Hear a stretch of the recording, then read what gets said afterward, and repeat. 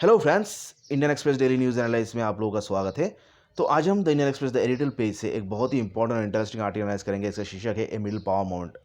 ये जो आज जो मोदी जी और जो Australian prime minister Scott Morrison के बीच जो समिट होगी और उसको हम ये ले यूज़ करके कैसे इंडिया ऑस्ट्रेलिया रिलेशनशिप को और भी बेहतर कर सकते हैं और इसका जो आगे जो परिणाम होगा उसी पे ये आर्टिकल है। और ये आर्टिकल लिखे हैं हमारे जाने माने श्री राजा मोहन जी ने। तो चलिए आइए एनालाइज करते हैं इस आर्टिकल में उन्होंने क्या लिखा है। देखिए, उससे पहले पैराग्राफ में राइटर राजा मोहन जी ये कहते हैं कि भारत की जो कांस्टेंट प्रीऑक्यूपेशन थी, जो उसकी जो विवाद थी, जो नेबरिंग कंट्रीज से विवाद थी या है,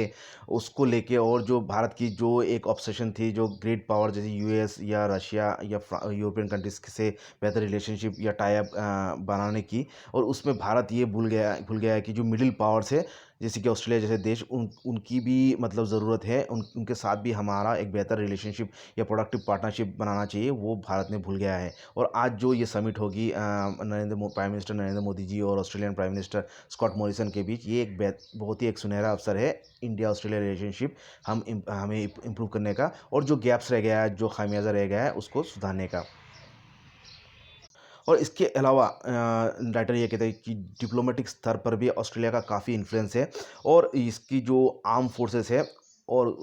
जो उसके इंटरनेशनल कॉम्बैट फोर्सेस है, उसको विश्व भर में काफ़ी रेस्पेक्ट किया जाता है। और कैनबरा के ऑस्ट्रेलिया की जो इंटेलिजेंस एस्टेब्लिशमेंट है, उसको भी काफ़ी वैल्यू दिया जाता है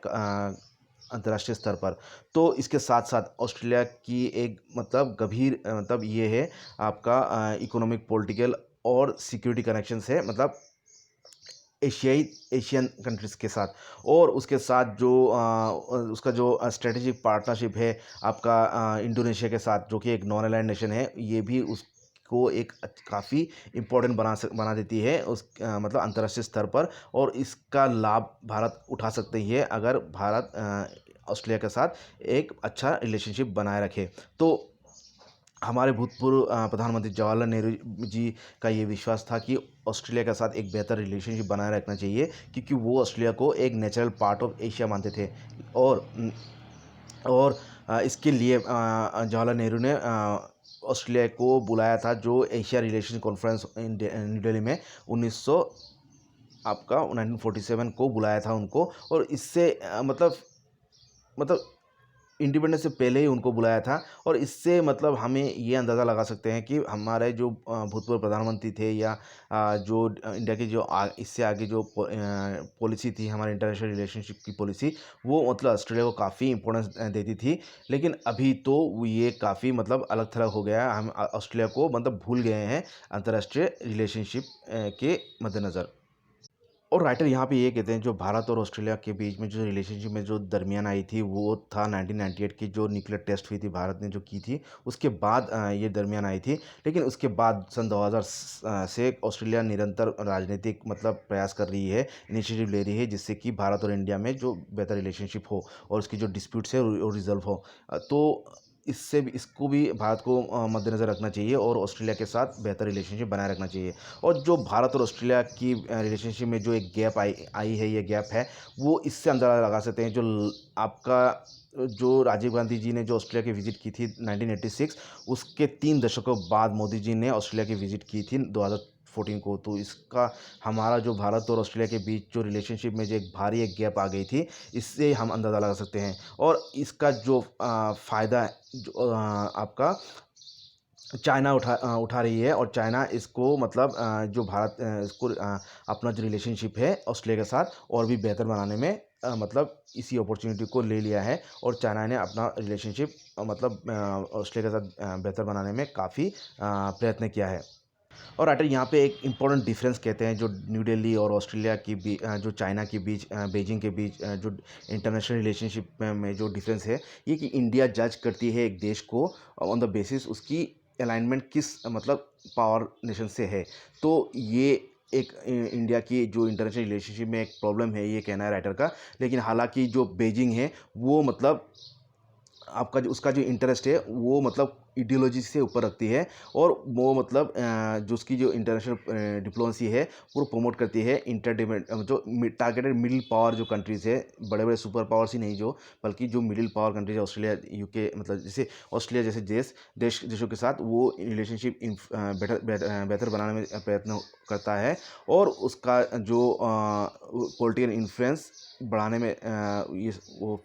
सफल होती है, और इससे जो मिडिल पावर नेशन के साथ जो अलाइनमेंट है उसका राइवल पावर के साथ वो कमज़ोर बनाने में इस तरह वो सशक्त होता है, और मिडिल पावर नेशन को अपने और उसकी ओर रुझान करने में काफ़ी सफल होती है। तो ये हमें बीजिंग की जो डिप्लोमेसी है उससे भी सीख लेना है, ये कहना है राइटर का। और यहाँ पे एक फैक्टर है इंडिया ऑस्ट्रेलिया रिलेशनशिप में ये कि जो इंडियन डायस्पोरा है, जो भारत की जो प्रवासी लोग हैं ऑस्ट्रेलिया में, वो करीब आपका 7 लाख के करीब है। तो और ये फास्टेस्ट सबसे बड़ा ग्रोइंग है ऑस्ट्रेलिया में। तो ये एक बहुत ही इंपॉर्टेंट फैक्टर हो सकता है इंडिया ऑस्ट्रेलिया की बायलैटरल रिलेशनशिप इंप्रूव करने में।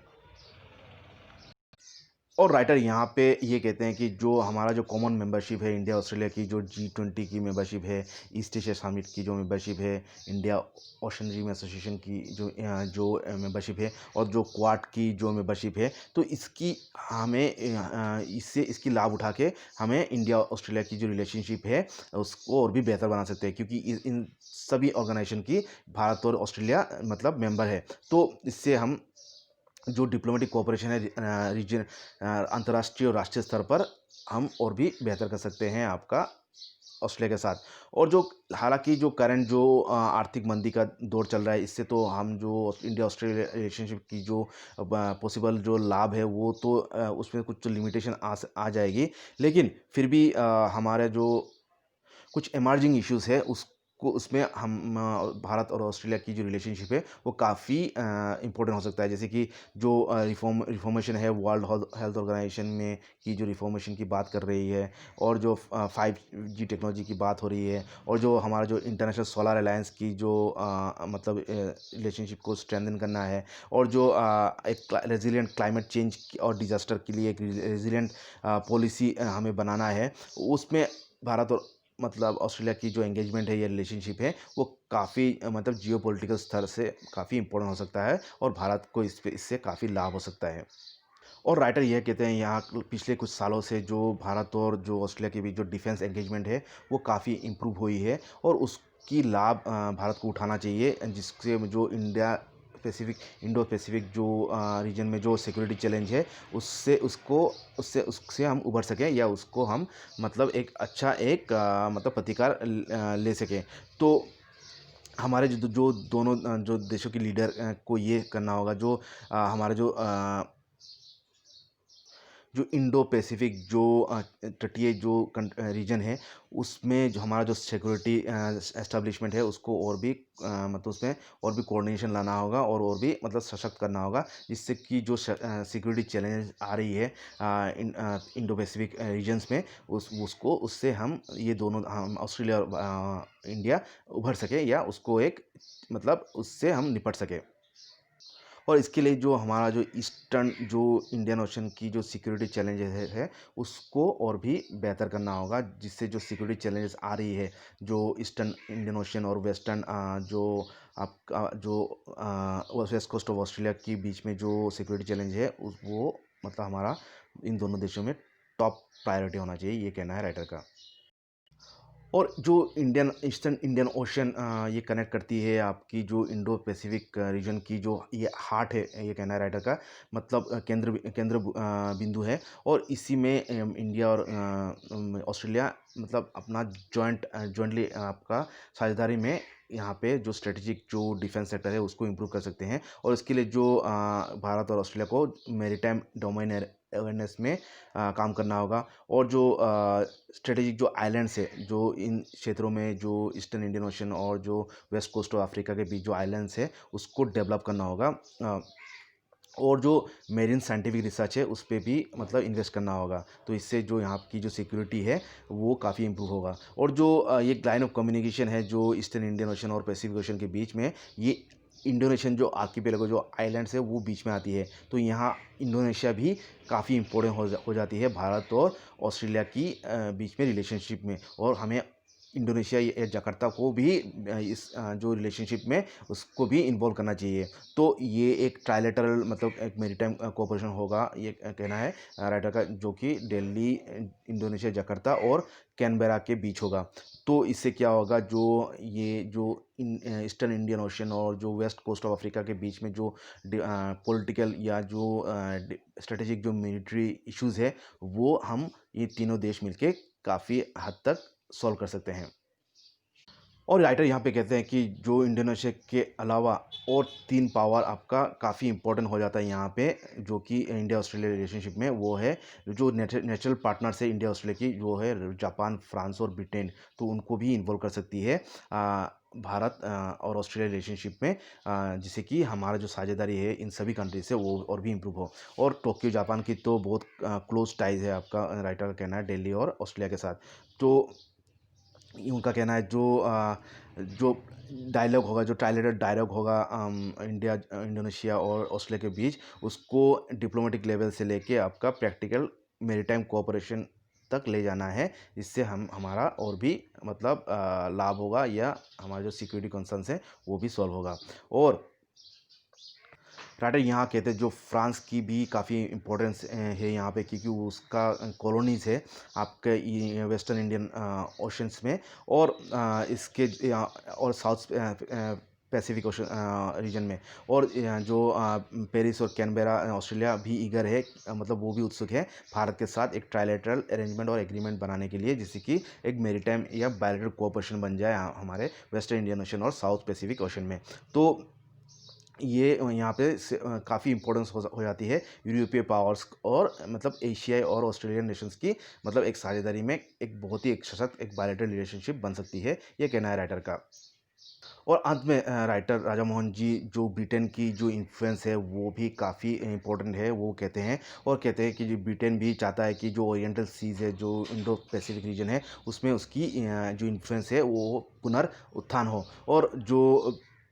ब्रिटेन अभी भी जो 5 पावर डिफेंस अरेंजमेंट थी, जो 1971 में उसने फॉर्म की थी, आफ्टर उसकी जो फोर्सेस ईस्ट ऑफ सुएज से जो पुल बैक कर गए थे, तो उसका अभी भी वो मतलब लीडर बना हुआ है। और उसकी लाभ इस इंडो पैसिफिक रीजन में हम उठा सकते हैं, और भी मतलब बेहतर कोऑर्डिनेशन के लिए। और जो 5 पावर डिफेंस एग्रीमेंट है, यहाँ पे आपका कंट्रीज आती है यूके, मलेशिया, सिंगापुर, ऑस्ट्रेलिया और न्यूजीलैंड आती है। और